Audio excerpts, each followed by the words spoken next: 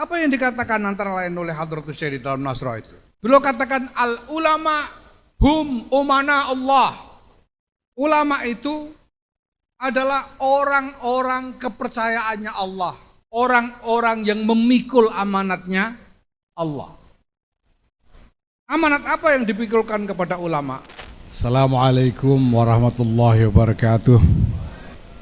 Alhamdulillah wa syukurillah wassalatu wassalamu ala rasulillah Sayyidina Maulana Muhammadin ibn Abdullah wa ala alihi wa sahbihi wa mawalah. Amma ba'd. Yang mulia Rais Syuriah, pengurus wilayah Nahdlatul Ulama DKI Jakarta, Kiai Muhyiddin Ishaq, yang saya hormati Khatib Syuriah Kiai Luqman Hamid, Ketua Tanfidiyah, Kiai bukan sih ini, Kiai Samsul Ma'arif, beserta seluruh jajaran pengurus PWNU Syuriah dan Tanfidiyah. Yang saya hormati pimpinan PCNU se-DKI Jakarta, baik yang sudah keluar SK-nya maupun belum.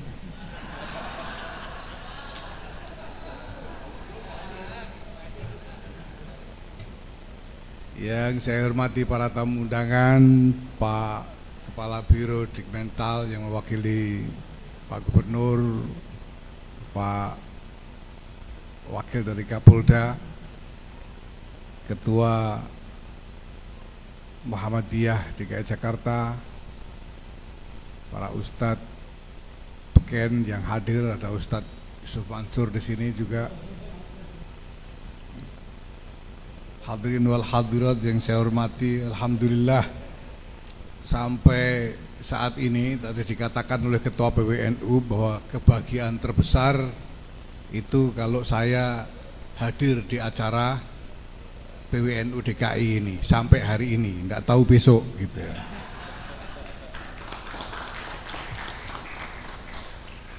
Walaupun ini bukan yang pertama kali saya hadir, saya ingin mengajak para kiai, Bapak Ibu sekalian untuk melakukan refleksi, melihat kembali apa saja yang sudah terjadi di dalam perjalanan khidmah kita kepada Nahdlatul Ulama selama ini. Kita akan melihat bahwa Idul Fitri tahun 1447 ini Idul Fitri yang luar biasa. Idul Fitri yang luar biasa. Saya tidak tahu apakah ada bandingannya Idul Fitri seperti kali ini dari yang sudah pernah dialami oleh Nahdlatul Ulama selama ini. Idul Fitri tahun ini dilingkupi dengan dinamika yang saya kira juga belum pernah terjadi sebelumnya. Baru kali ini ada Idul Fitri yang jauh-jauh hari diberi prolog, jauh-jauh hari diberi pemanasan dengan meminta mundur ketua umum. Itu baru kali ini Idul Fitrinya. Dan kemudian diikuti dengan dinamika yang luar biasa yang alhamdulillah bisa kita selesaikan ya. Saya tidak akan bicara banyak soal ini karena orang Jakarta semuanya udah paham, apalagi banyak juga yang terlibat ya. Ya Tosul. Jadi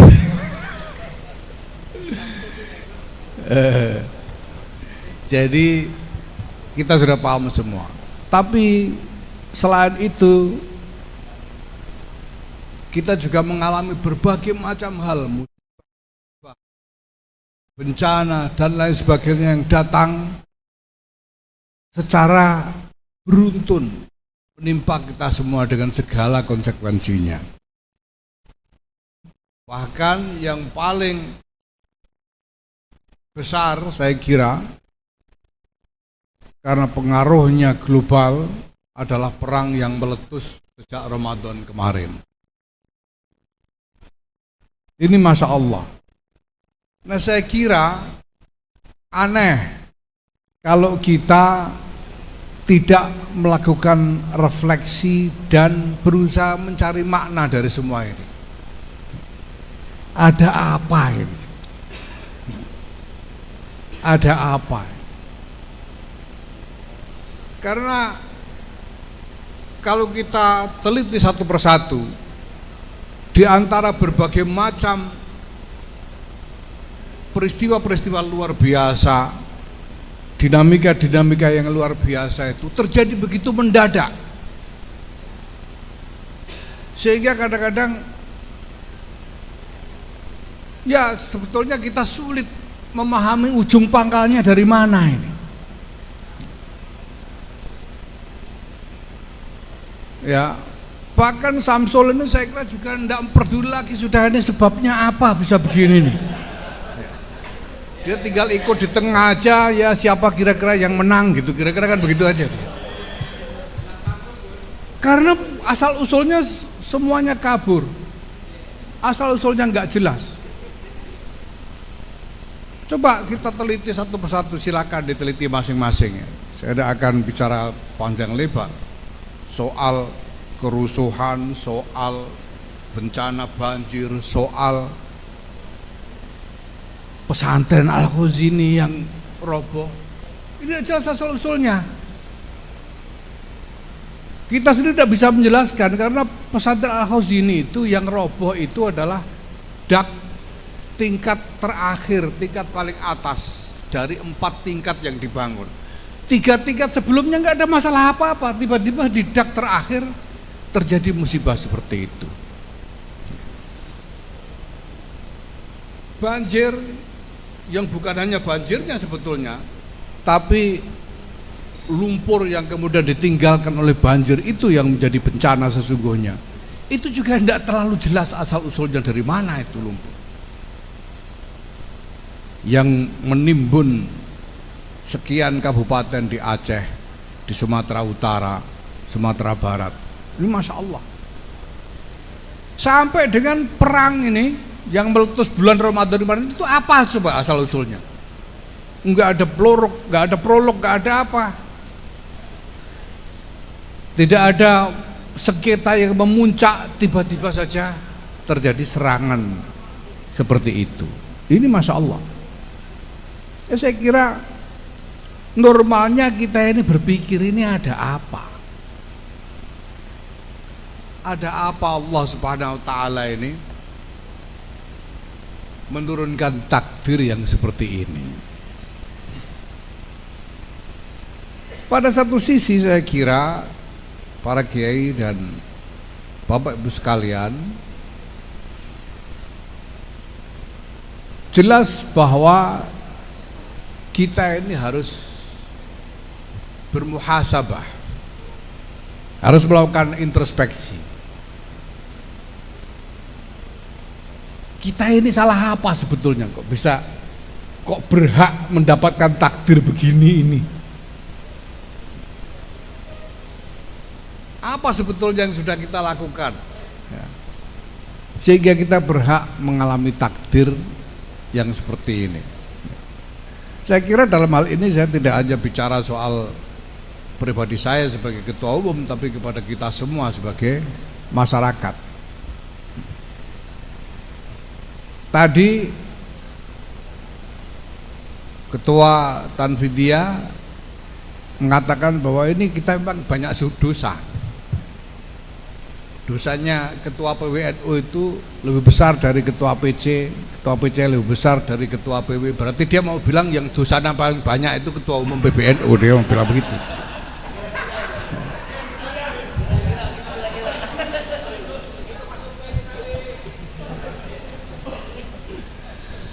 Ya. Tapi mestinya kalau ini hanya soal dosa orang per orang, mestinya Allah itu maha adil. Tidak mungkin yang tidak ikut salah itu ikut dihukum, itu kan tidak mungkin. Kalau yang dosa cuma ketua umum, mestinya yang dihukum ketua umum saja. Tapi kenapa sekarang orang Aceh ikut kena bencana? Orang Sumatera Barat, kenapa pesantren di Sidoarjo ikut kena bencana? Kenapa sekarang kita mengalami seperti ini yang nanti dampaknya akan dirasakan secara luas di tengah-tengah masyarakat? Ini tentu bukan satu hal yang kecil, yang sederhana. Kalau kita merujuk pada firman Allah Subhanahu wa taala, sebetulnya kita sudah diingatkan, ittaqu fitnatal la tusibannal ladzina zalamu minkum khossah. Ada bencana-bencana itu yang kalau ditimpakan, yang kena bukan cuma orang-orang zalim, orang-orang soleh ikut kena.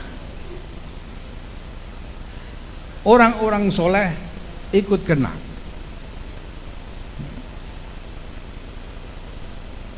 Nah, ini tentu mengherankan sampai Sayyidatina Aisyah radhiyallahu anha bertanya kepada Rasulullah, bagaimana mungkin orang-orang soleh ikut kena bencana, bukan hanya orang-orang zalim? Rasulullah menjawab, idza zaharal fasad min wara'i dhuhurihim. Itu terjadi kalau ada kerusakan dan orang-orang soleh pura-pura tidak tahu.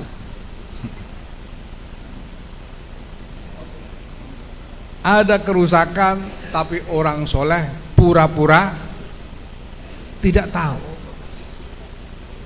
sehingga kerusakan itu meluas dan kemudian merajalela di tengah-tengah masyarakat, ya. Dan orang-orang soleh tidak berbuat apa-apa, tidak berikhtiar apa-apa untuk dapat memperbaiki fasad yang telah terjadi. Nah, sekarang kita lihat apa ini sebetulnya fasadnya. Apakah fasadnya itu gara-gara kenal pejabat? Ya, tadi Ketua Tanfidiyah membanggakan diri, saya kira dia, karena berteman dengan gubernur, walaupun sebetulnya ya teman yang nggak terlalu penting amat, karena nyatanya hari ini gubernur diwakili oleh kepala biro. Berteman dengan Kapolda, tapi Kapolda juga diwakili, saya kira yang nyata-nyata berteman sungguhan Ketua Muhammadiyah ini yang hadir sendiri pada hari ini. Terima kasih. Atau karena apa sebetulnya? Bapak Ibu yang saya hormati, para kiai sekalian, satu hal yang sangat mencolok sebetulnya sudah ada dalam pikiran kita, bahwa arena komunikasi masyarakat sekarang ini dengan revolusi teknologi yang luar biasa, mulai dari medsos, tapi kemudian dengan cepat disusul dengan lahirnya artificial intelligence dan lain sebagainya. Ini membuat informasi-informasi itu menjadi kabur semuanya. Masyarakat ini seperti dikaburkan dari apa yang sungguh-sungguh benar dan apa yang sungguh-sungguh salah. Karena komunikasi masif melalui platform-platform digital ini sedemikian luar biasa, menjadi perang narasi, perang informasi, sehingga orang-orang yang sebetulnya salah, kalau dia kuat di dalam perang informasi ini, dia jadi bisa kelihatan benar. Gus Dur itu dulu pernah mengatakan bahwa politik adalah fakta dan kekuatan. Ini banyak dikutip orang, tapi tidak banyak yang sungguh-sungguh bisa memahami apa yang dimaksud Gus Dur itu. Alhamdulillah saya mendapat kesempatan untuk ngaji sorogan dengan Gus Dur selama 10 bulan di pondok pesantren Istana Merdeka itu. Sehingga Gus Dur kemudian ada kesempatan untuk memberi penjelasan kepada saya. Apa maksudnya? Politik adalah fakta dan kekuatan. Kenapa? Karena politik itu menang kalahnya ditentukan oleh persepsi. Siapa yang memenangkan persepsi positif, dia punya peluang untuk menang. Jadi kalau persepsi cabang-cabang MBC di DKI masih positif terhadap Samsul, ya mungkin dia menang. Soal persepsi. Nah, persepsi ini dipertarungkan antara dua hal. Pertama adalah fakta. Faktanya gimana? Samsul dikabarkan misalnya orang mulia, tapi faktanya mulia bener gak dia nih? Gitu. Soal fakta.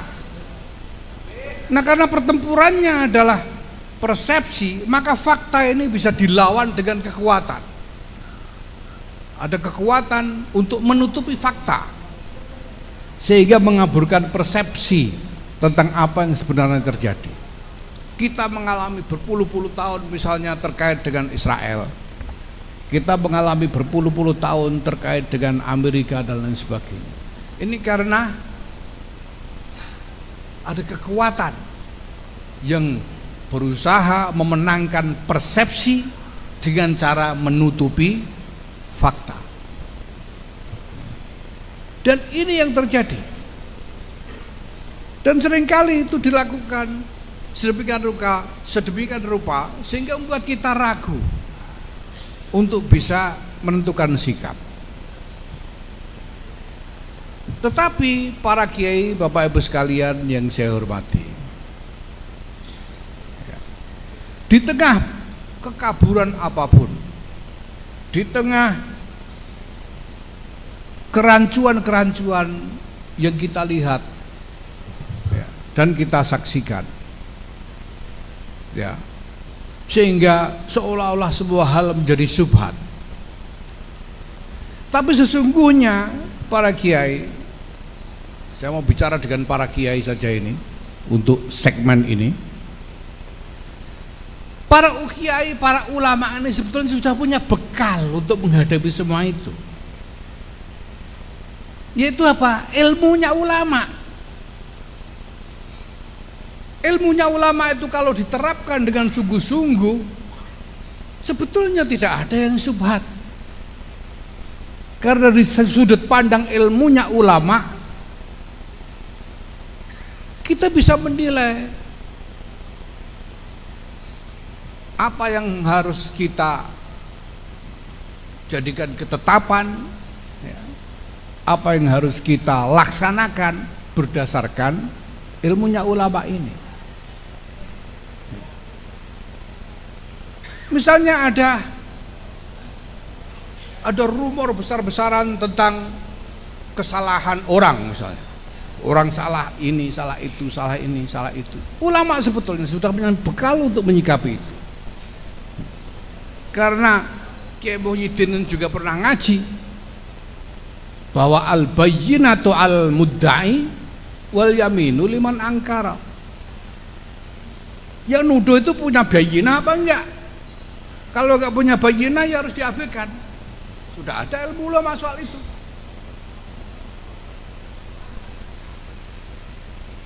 Soal-soal yang lain, ya,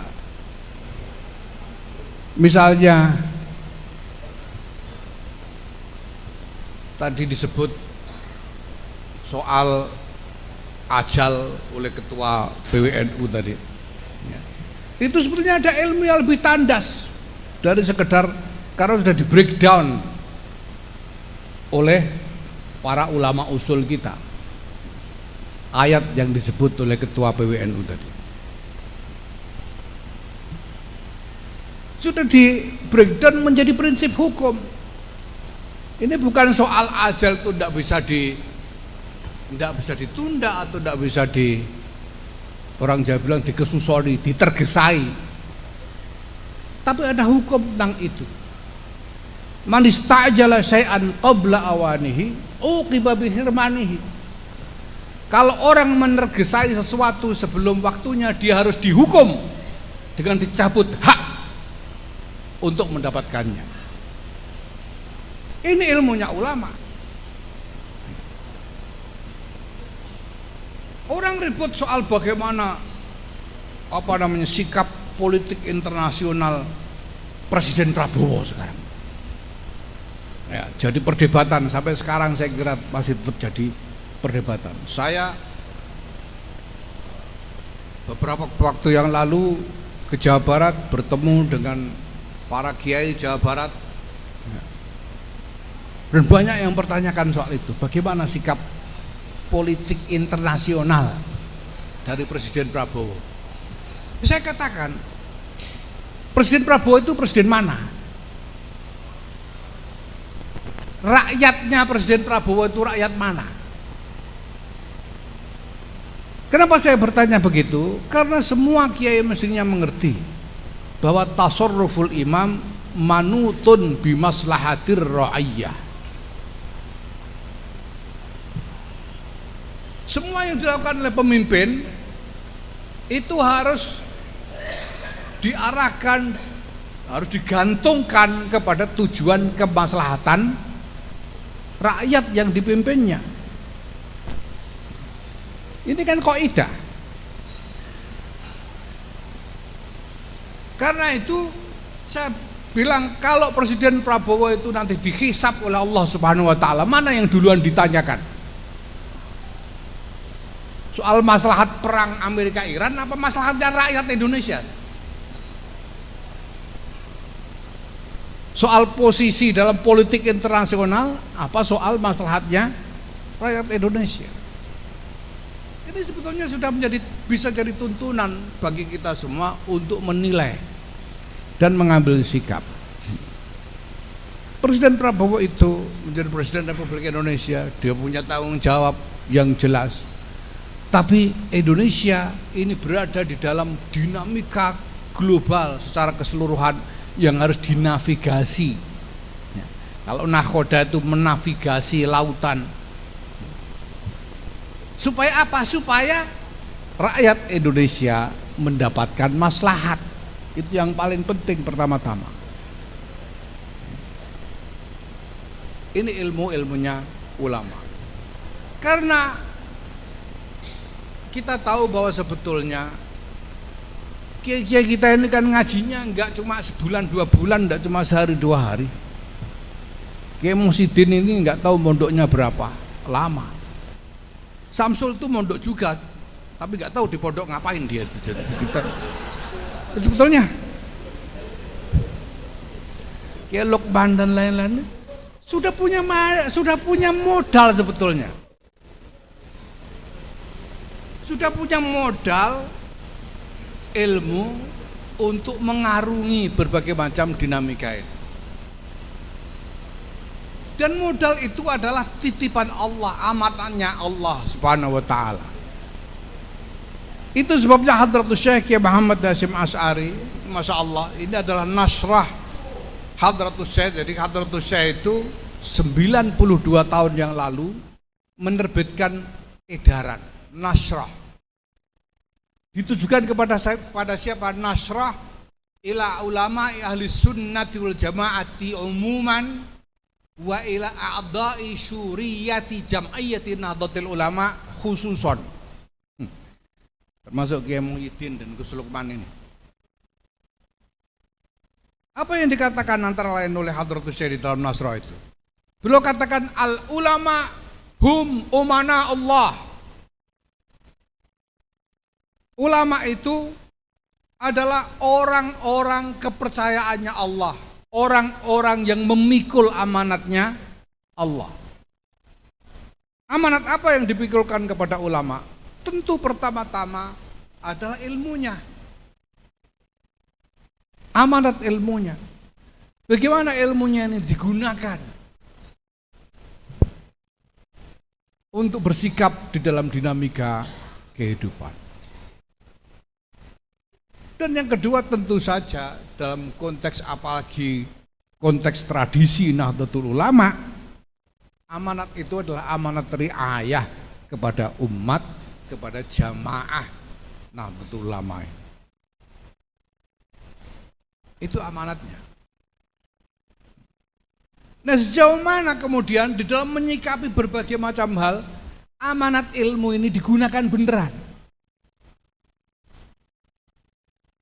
Apakah para ulama ini benar-benar menyikapi sesuatu, membuat keputusan sungguh-sungguh berdasarkan amanat ilmu ini, atau berdasarkan kalkulasi-kalkulasi politik pragmatis?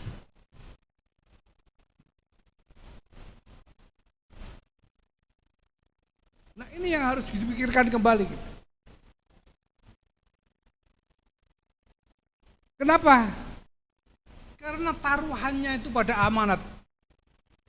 Sampai-sampai Hadratus Syekh mengatakan, setelah beliau nyatakan al ulama hum umana Allah, beliau katakan fa idza khanu faman yasiqu bihin nas.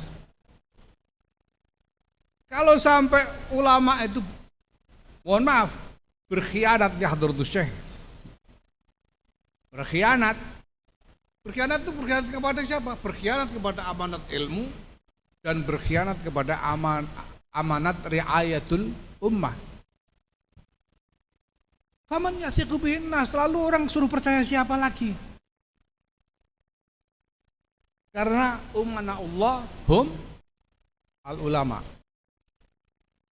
Nah, ini para kiai, Bapak Ibu sekalian, satu hal yang sebetulnya secara luas, ya, ini harus kita generalisasi, harus kepada fungsi kedudukan dan fungsi dari Jam'iyah Nahdlatul Ulama ini sendiri. Karena Jam'iyah ini menyandang nama ulama. Ini Nahdlatul Ulama. Jadi ini bukan sekedar wadah untuk Kiai Muhyiddin Ishaq bertarung melawan Samsul Ma'arif misalnya. Ini bukan soal ulama dalam kedudukan mana yang bukan ulama di dalam kedudukan mana, tapi keseluruhan tampilan dari Jam'iyah Nahdlatul Ulama ini harus mencerminkan kedudukan dan fungsi dari ulama. Dan itu berarti semua keputusan, semua tindakan harus menggunakan, didasarkan pada pertimbangan-pertimbangan ilmunya ulama dan bukan yang lain. Dan itu juga yang menjadi pegangan saya di dalam mengarungi dinamika yang luar biasa ini. Kiai Muhyiddin tahu betul, karena dia ini sekutu saya dalam soal ini. Jadi beliau mengerti apa yang saya pikirkan, kenapa saya berbuat begini. Walaupun saya tahu resikonya berat. Kenapa? Karena saya tidak berani mengkhianati aparatnya. Kenapa? Lah saya terlanjur ngaji gimana? Terlanjur tahu, kalau orang enggak tahu dia bisa berkilah. Saya goblok gimana lagi gitu. Tapi sudah terlanjur ngaji. Kita harus pegang prinsip-prinsip yang ada di dalam ilmunya para ulama ini. Dengan gigih, dengan disiplin, apapun yang terjadi. Ada satu hikayat dalam salah satu kitab, saya lupa nama kitabnya. Saya mendapatkan cerita ini dari Kiai Ali Maksum Krapyak, guru saya waktu itu. Beliau bercerita ada seorang wali yang tajarrud dan ma'isyahnya itu hanya seekor sapi yang dia tuntun ke sana kemari. Kalau lapar dia perah susu sapi itu, kalau haus dia perah susu sapi itu. Dan itu ma'isyahnya selama bertahun-tahun. Sapi. Nah suatu kali Mbah Wali ini mau ibadah di masjid, sapi dicancang di depan di luar masjid, beliau masuk masjid untuk beribadah.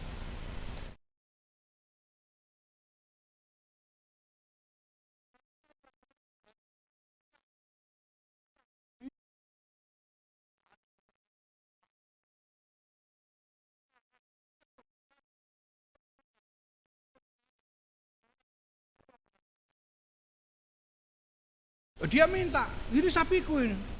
Kata si maling, enggak bisa, sapi saya sendiri. Sapiku sendiri.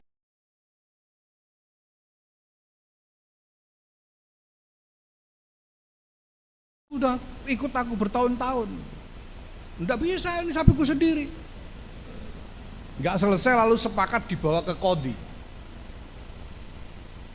Dibawa ke Qadhi, sama Qadhi ditanya, Mbah Kiainya ini, Mbah Kiai sampean punya bukti enggak kalau ini sapi sampean? Punya bukti enggak kalau ini sapi ini dicolong sama itu orang? Mbah Kiai bilang, ya enggak ada Pak Qadhi. Tapi saya hafal ciri-ciri sapi ini memang sapi saya. Lalu Qadhi bilang sama malingnya, ini kamu nyolong apa punyamu sendiri? Punya saya sendiri, saya enggak nyolong. Kamu berani sumpah? Berani sumpah deh, sumpah bahwa dia tidak nyolong, berani sumpah. Maka lalu Qadhi putuskan, ya karena dia berani sumpah ya berarti ini harus diberikan, sapi ini diberikan ke dia, diberikan ke si maling yang berani sumpah itu.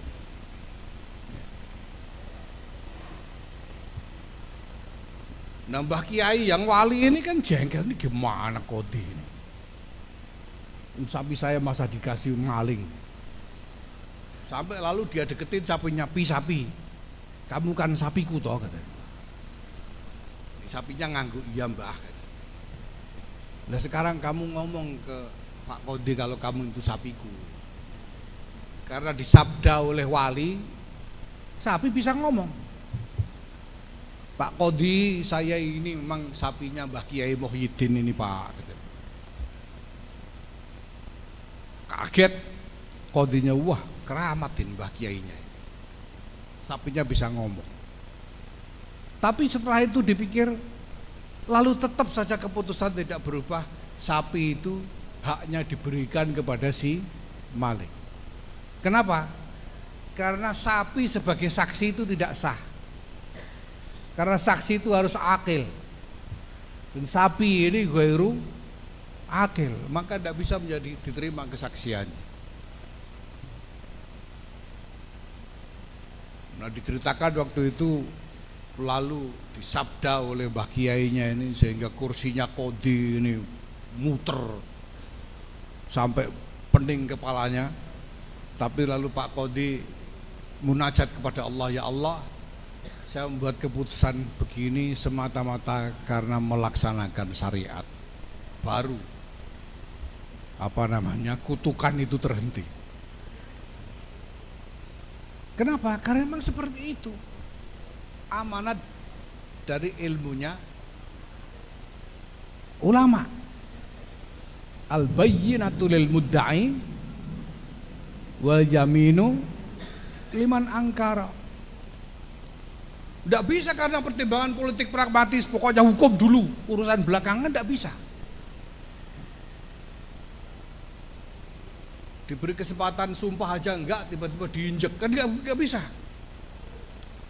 Karena al-bayyinatu lil mudda'i wal yaminu liman angkar. Dan saksi harus akil, tidak boleh ghairu akil. Ini semuanya syariat. Nah, kalau ulama sungguh-sungguh menerapkan apa yang menjadi amanat ilmunya, apa yang kemudian akan terjadi? Allah, apa kehendak Allah. Saya pernah mengalami depresi luar biasa selama bertahun-tahun, sejak tahun 2010 gara-gara saya ketemu kesana kemari dengan berbagai macam aktor internasional yang semuanya nggak ada yang baik. Sampai saya ketakutan, ini mau kiamat beneran apa gimana dunia ini.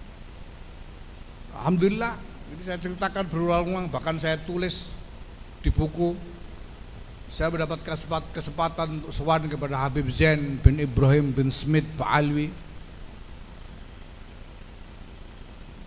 untuk menanyakan soal ini dunia ini mau bagaimana. Sebelum saya menyampaikan apa-apa, beliau sudah langsung bicara panjang lebar dan semua isinya menjawab kegelisahan dan ketakutan saya. Beliau katakan bahwa semuanya takdir, kullu syai' yajri 'ala takdir. Semua yang terjadi ini terjadi karena takdir. Masalahnya kita tidak tahu takdir itu sebelum terjadi. La na'rifu takdir illa ba'dal waqa'. Fa'alaina al-ikhtiyar, itu sebabnya kita wajib berikhtiar karena kita tidak tahu takdirnya bagaimana sebelum takdir itu terjadi. Nah, kalau sudah ikhtiar, man wafaqa ikhtiyaruhu bi ikhtiyarillah fa huwa sa'id. Kalau orang ini ikhtiarnya sesuai dengan pilihan takdirnya Allah, ya beruntunglah dia. Wa man lam yuwafiq fa alaihi ridha. Kalau ikhtiarnya tidak sesuai dengan takdirnya Allah, ya sudah, ridho saja. Wong yang punya takdir itu Allah Subhanahu wa ta'ala. Dan kita dihisab tidak dengan hasil, kita dihisab dari ikhtiar. Itu yang terutama. Maka para kiai, bapak ibu sekalian yang saya hormati, mari kita gunakan kesempatan ini untuk berefleksi, berenung. Karena NU ini sudah enak-enakan selama puluhan tahun. Sejak reformasi itu NU ini isinya enak tok. Makanya pada rebutan ketua itu karena enaknya itu. Enaknya nggak karuan NU ini. Sejak reformasi. Iya tuh, minta ini dapat, minta itu dapat. Semuanya enak-enakan semua. Nah, saya kira ini waktunya kita melakukan refleksi. Karena sudah difirmankan oleh Allah Subhanahu wa taala. Alam ya'ni lil ladzina amanu an takhsha'a qulubuhum li dzikrillah wa ma anzal wa ma nazala minal haqq wa la takunu kal ladzina utul kitaba min qabl fatala alaihimul amadu faqasat qulubuhum wa katsirum minhum fasiqun. Coba kayak begitu ancamannya. Apa bukan sudah waktunya ini orang-orang beriman ini kembali fokus konsentrasinya kepada zikrullah, kembali berdisiplin dengan ma nazala minal haq, dan jangan ikut-ikutan seperti orang-orang ahli kitab terdahulu yang karena diberi keenaan, kenyamanan dalam waktu yang lama sehingga lama-lama mengeras hatinya, sehingga banyak di antara mereka fasik. Wal iyadu billah, summal iyadu billah.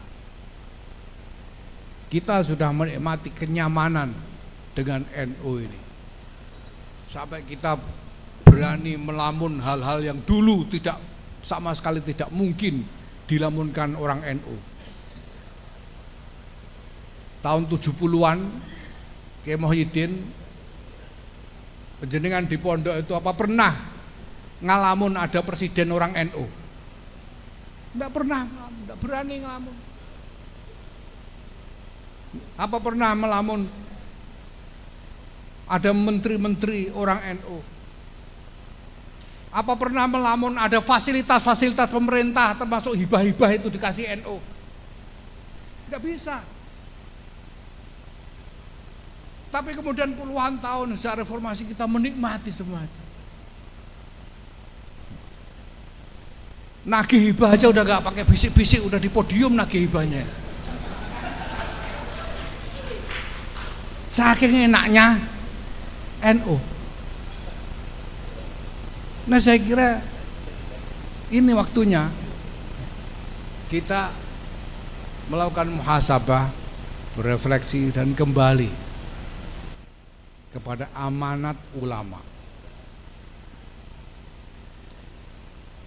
Amanat ulama itu bagi NU adalah amanat dari seluruh kader NU. Wong ini Nahdlatul Ulama. Ini bukan sekedar Nahdlatul Zu'ama, ini Nahdlatul Ulama. Fungsinya adalah fungsi keulamaan. Maka amanatnya ulama itu adalah amanat dari Jamaiyah Nahdlatul Ulama ini. Para kiai, bapak ibu sekalian yang saya hormati, kita siap dengan apapun yang akan terjadi sesudah ini, tapi kita berikhtiar untuk apa yang terbaik. Dalam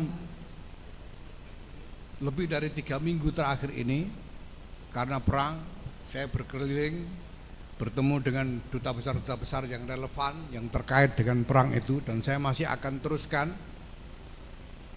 Saya sudah bertemu dengan dubes Iran, dubes Saudi, dubes Amerika, dubes negara Teluk, dubes Turki. Saya sudah dapat waktu dari dubes Cina, nanti saya akan ketemu dubes Pakistan, Rusia dan lain sebagainya, untuk mendapatkan gambaran tentang apa yang secara rasional bisa kita perkirakan akan terjadi dari perkembangan perang ini. Supaya apa? Supaya kita bisa melakukan antisipasi sebisa-bisanya.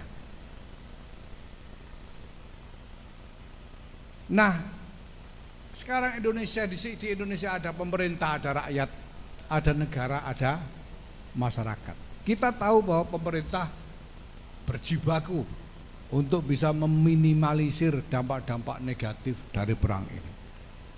Berapa hari yang lalu Presiden Prabowo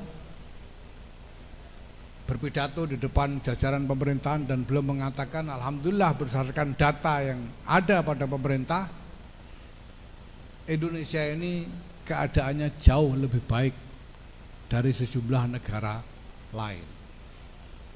Saya kira kita lebih baik dari Filipina keadaan kita. Mungkin lebih baik dari Pakistan keadaan. Karena Filipina, Pakistan misalnya sudah kehabisan BBM, nggak punya lagi. Kita masih bisa tahan, bahkan pemerintah menjamin BBM subsidi tidak naik sampai akhir tahun. Ini luar biasa. Ini menunjukkan bahwa kondisi kita lebih baik, alhamdulillah. Dan pemerintah pasti berupaya lebih keras lagi untuk bisa mengupayakan kita semua selamat dari keadaan sulit ini. Tapi pada saat yang sama kita sebagai masyarakat tidak boleh tidak melakukan apa-apa. Kita sebagai masyarakat juga harus ikut berikhtiar, tidak hanya menuntut, tidak hanya teriak-teriak, apalagi minta mundur dan sebagainya. Itu provokasi yang berbahaya sekali itu. Tapi kita juga harus bisa melakukan sesuatu. Itu sebabnya saya kemudian sudah mengajak teman-teman di PBNU untuk berpikir tentang model gerakan untuk memperkuat ketahanan masyarakat kita, memperkuat jaring pengaman masyarakat kita.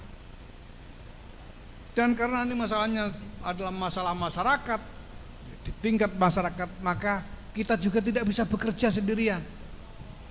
kita harus bekerja sama dengan semua elemen masyarakat. Saya kemarin sudah bertemu dengan Kardinal Suharyo di katedral, dan akan disambung pertemuan teman-teman yang lain, Bu Alisa dengan Ketua KWI. Saya sudah bertemu dengan Ketua PGI, Pendeta Jack Manuputi.